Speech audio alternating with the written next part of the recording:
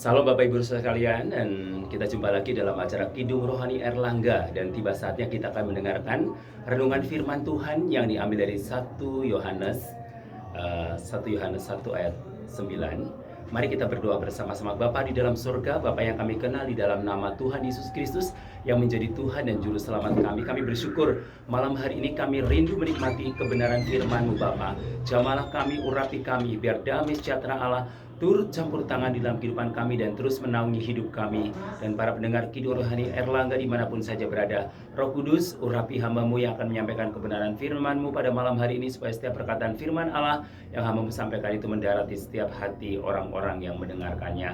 Yang sakit Tuhan sembuhkan, yang lemah Tuhan kuatkan, yang susah Tuhan berikan penghiburan, dan yang bermasalah Tuhan berikan jalan keluar. Terima kasih Bapa, kami bersyukur pada malam hari ini di dalam nama Tuhan Yesus Kristus. Haleluya. Amin. Dan Bapak Ibu sekalian, dan renungan firman Tuhan diambil dari 1 Yohanes 1 ayat 9 yang berkata bahwa jikalau kita mengaku dosa kita, Ia adalah setia dan adil dan akan menyucikan kita dan mengampuni kita daripada segala dosa dan kejahatan kita. Saudara-saudara yang kekasih dalam Tuhan Yesus Kristus, bicara tentang dosa, ya semua orang pernah berbuat dosa. Saya juga pernah berbuat dosa. Dan bahkan semua manusia itu telah berbuat dosa dan telah kehilangan kemuliaan Allah. Akibat dosa itu adalah upahnya adalah maut, ya. Saudaraku, jadi ada konsekuensi daripada perbuatan dosa yang manusia lakukan. Kita tahu sejarah daripada perbuatan dosa itu ketika Adam dan Hawa berada di Taman Eden, dan Tuhan perintahkan kepada Adam dan Hawa supaya artinya semua buah yang ada di taman ini boleh kamu makan, kecuali yang ada di buah pohon yang di tengah-tengah taman itu. Artinya ada buah, namanya adalah buah pengetahuan baik dan jahat. Nah, kenapa Tuhan larang? Karena kalau kamu artinya kamu makan buah itu, maka kamu akan artinya tahu tentang dirinya dan bahkan bisa menjadi sama seperti Allah. Nah, saudara-saudara yang kekasih di dalam Tuhan Yesus Kristus, namun karena ternyata ada satu pribadi yang mendengarkan percakapan Tuhan dengan Adam dan Hawa, dan akhirnya apa yang terjadi saudaraku, dan pribadi yang mendengarkan percakapan itu memutarbalikkan fakta. Jadi kamu sekali-kali nggak akan mati. Jadi artinya kalau Tuhan bicara kamu akan mati, tapi Tuhan dia bilang sekali-kali kamu tidak akan mati. Jadi diputarbalikan. Jadi seolah-olah bahwa kamu kalau makan itu sekali-kali makan nggak apa-apalah, nggak akan mati kok. Nah, istilahnya begitu. Nah, banyak orang melakukan perbuatan dosa itu karena apa? Karena ada toleransi. Jadi tidak ada artinya tidak ada break untuk memutuskan rantai dosa itu. Justru ada kompromi, ada toleransi, seperti yang pada waktu Hawa mendengarkan percakapan iblis atau memutarbalikkan fakta dari Tuhan kepada Hawa, dan iblis memutarbalikkan kalimat atau perkataan Tuhan. Akhirnya Hawa lebih tertarik dengan perkataan iblis, karena mungkin perkataan Tuhan itu terlalu saklek, ya, tidak ada kompromi sama sekali. Tapi kalau perkataan iblis itu ada komprominya. Sekali-kali kamu gak akan mati kalau makan pun, gitu loh. Jadi, nah itulah yang seringkali membuat banyak orang-orang Kristen atau anak-anak Tuhan terperdaya oleh tipu muslihat iblis. Nah, karena kerjaan iblis sebenarnya dari dulu sampai sekarang sama, tipu muslihat. Jadi penuh tipu muslihat. Nah, cuma karena manusia kadang-kala kurang cerdas, ya, mudah sekali untuk ditipu oleh iblis. Nah, makanya saudaraku, jadilah anak-anak Tuhan yang cerdas. Bagaimana cara menjadi anak Tuhan yang cerdas? Itu harus belajar terus tentang kebenaran firman Tuhan, supaya kita nggak dibodoh-bodohin oleh iblis. Bolak-balik, seringkali terulang dengan tipuan yang sama yang dilakukan oleh iblis, dan kita jatuh dalam hal dosa yang sama. Dan saudaraku yang kekasih dalam Tuhan Yesus Kristus, kitab 1 Yohanes itu bicara tentang apa? Pengakuan. Kalau kita berbuat dosa, berbuat salah, kuncinya supaya Tuhan mengampuni kita adalah pengakuan. Mengaku apa? Mengaku dosa kita yang kita lakukan. Dan ada satu pepatah mengatakan keterbukaan adalah awal pemulihan. Saya percaya ketika saudara telah jatuh dalam dosa, terus ada pengakuan dosa secara terbuka di hadapan Tuhan, maka akan terjadi satu pemulihan. Artinya bahwa Tuhan itu nggak akan tutup mata, Tuhan itu nggak akan membiarkan kita terus hidup dalam dosa. Tapi ketika kita mengaku dan menyadari insaf, oleh karena perbuatan dosa kita, dan Tuhan akan mendengarkan doa-doa kita. Tuhan akan mengampuni dosa kita. Nah, saudara-saudara, nah bicara pengampunan memang kadang-kadang sulit. Kita manusia itu ketika kita mau memberikan pengampunan pada orang lain, tapi kalau Tuhan itu terlalu mudah memberikan pengampunan, cukup dengan syarat pengakuan. Pengakuan artinya bicara tentang keterbukaan, transparan di hadapan Tuhan. Sekarang saudaraku, ngapain kita mau bersembunyi di hadapan Tuhan? Karena di dalam Tuhan itu nggak ada satupun yang tersembunyi. Jadi percuma kita sembunyikan hal sekecil apapun, nggak akan tersembunyi di hadapan Tuhan. Pasti Tuhan tahu. Jadi Tuhan tahu apa yang saya dan saudara lakukan. Makanya percuma kalau saudara menyembunyikan hal-hal dosa di hadapan Tuhan, karena Tuhan udah tahu semua. Lebih baik kita mengaku dan kita minta ampun, menyadari akan kesalahannya, dan kita berbalik daripada jalan yang jahat dan kita berjalan di dalam kebenaran. Nah, saudaraku, Alkitab sudah memberitahu, mengajarkan bagaimana cara mendapatkan pengampuan, yaitu jikalau kita mengaku dosa kita. Jadi pengakuan memang kadang-kala berat ya saudaraku. Kita suka gengsi ya, suka sombong gitu kan, nggak mengakui kekurangan kita, nggak mengakui kelemahan kita, nggak mengakui keberadaan kita, sehingga kita seolah bahwa diri kita itu yang paling hebat, paling kuat. Nah, saudara-saudara yang kekasih dalam Tuhan, ada banyak cara ya Tuhan izinkan terhadap hidup kita. Mungkin kita kadang-kala bermasalah dengan orang-orang di sekeliling kita, kita sulit untuk terbuka, untuk mengaku kesalahan kita, untuk meminta maaf, ataupun sebaliknya. Saudaraku, mari kita belajar apa? Orang yang mengaku dosa, orang yang menyadari keberdosaannya, itu biasanya orang itu dia orang yang rendah hati, ya, humble. Dia mau mengaku di hadapan Tuhan dan tanpa malu-malu, tanpa ragu sedikit pun. Nah, bicara kehambelan, bicara kerendahan hati, itu harus dimiliki oleh setiap anak-anak Tuhan, karena kunci daripada keterbukaan dan pengampunan adalah selain pengakuan juga kerendahan hati. Jadi ciri orang yang mau mengaku dosa kita dan terbuka, itulah orang rendah hati. Sama dengan hubungan kita dengan sesama manusia. Nah, ciri manusia itu bisa meminta maaf atas kesalahannya, itu adalah orang-orang yang rendah hati. Banyak orang yang merasa angkuh, merasa dirinya paling hebat, dan dia sulit untuk minta maaf ketika bersalah, ataupun sebaliknya sulit mengampuni ketika orang lain bersalah sama kita. Nah, saudara-saudara, kita harus belajar sebagai anak-anak Tuhan, karena goal kita sebagai anak-anak Tuhan adalah menjadi serupa dengan Kristus. Dan bagaimana sikap hidup Kristus ketika dia menghadapi orang-orang yang berdosa di hadapannya. Dan yang satu hal yang saya takjub sama Tuhan Yesus, dia tidak pernah menolak orang yang berdosa datang kepadanya. Justru ketika murid-murid menghalangi, ketika murid-murid menghakimi, Yesus selalu dengan tangan terbuka untuk menyambut orang-orang yang sudah tidak diperhitungkan lagi. Contohnya perempuan Samaria ya, yang ketahuan berzina. Terus Sakius pemungut cukai yang ketahuan bahwa dia itu orang jahat, mengambilin uang, memeras uang. Dan Tuhan Yesus begitu terbuka dan menyambut dia. Nah, kadang-kala kita sebagai gereja Tuhan itu terlalu membatasi pergaulan, ya. Pergaulannya bagaimana?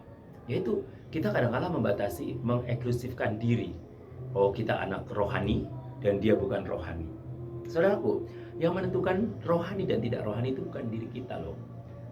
Mungkin saudara sepertinya rohani, belum tentu Tuhan menilai kita rohani.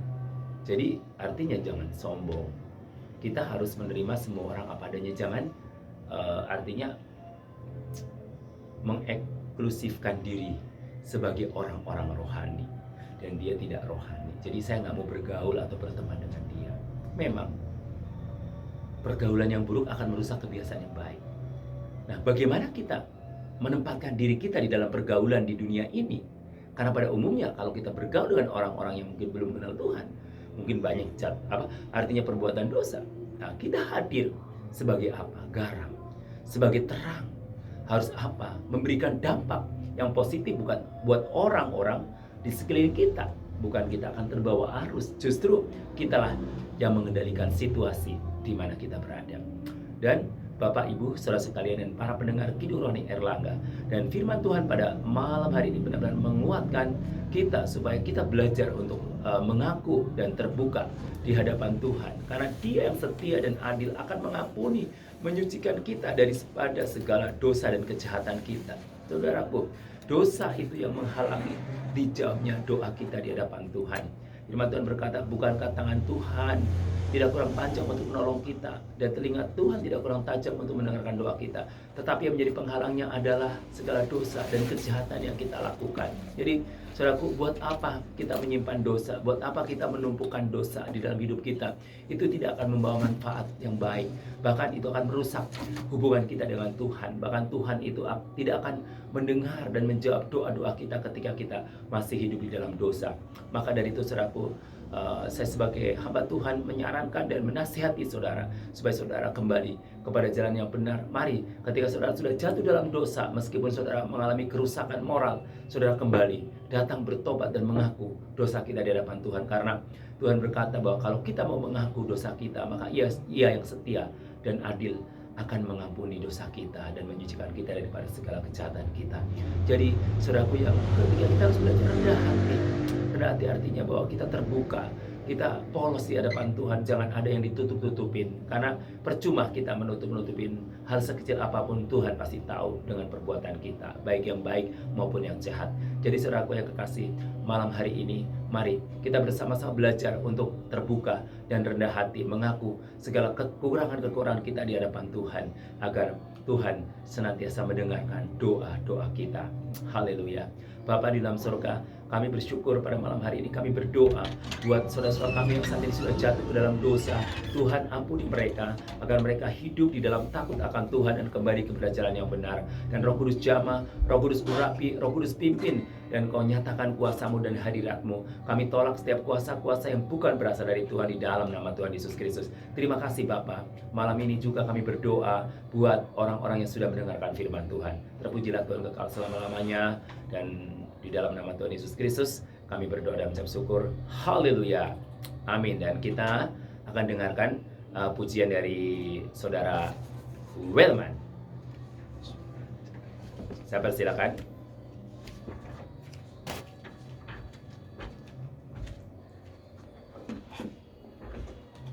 Oke, saudara Wellman. Shalom. Shalom. Oke, silakan.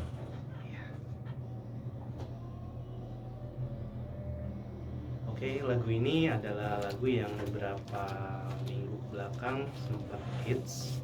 Lagu lama yang di-rearrangement oleh GPCC Worship. Judulnya Hadiratmu. Liriknya sungguh memberkati saya secara pribadi, karena ketika kita hidup dalam hadirat Tuhan, maka kekuatan itu kita dapatkan dari hadirat Tuhan. Haleluya.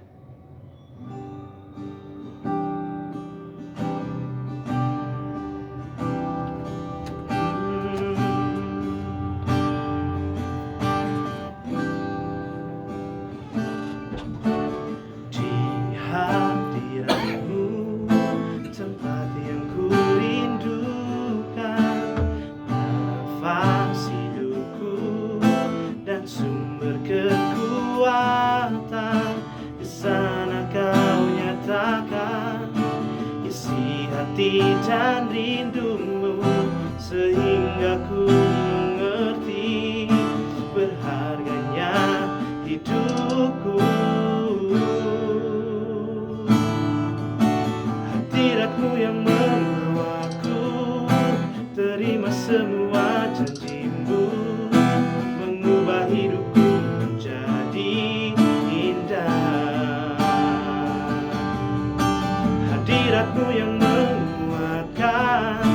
aku di dalam pengharapan Yesus untuk selamanya hiduplah dalamku.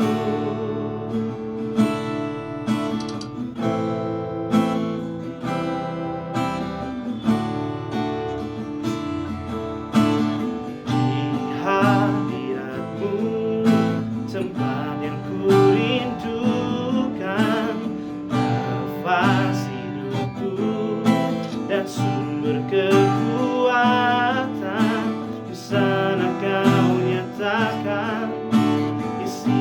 hati dan rindumu, sehingga ku mengerti berharganya hidupku. Hadiratmu yang membawaku terima semua janjimu, mengubah hidupku menjadi indah. Hadiratmu yang menguatkan aku di dalam pengharapan. Yesus, untuk selamanya hiduplah dalamku. Hadiratmu yang membawaku terima semua janjimu, mengubah hidupku menjadi indah. Hadiratmu yang menguatkan aku di dalam pengharapan. Yesus, untuk selamanya hiduplah dalamku. Yesus, untuk selamanya hiduplah dalamku. Yesus, untuk selamanya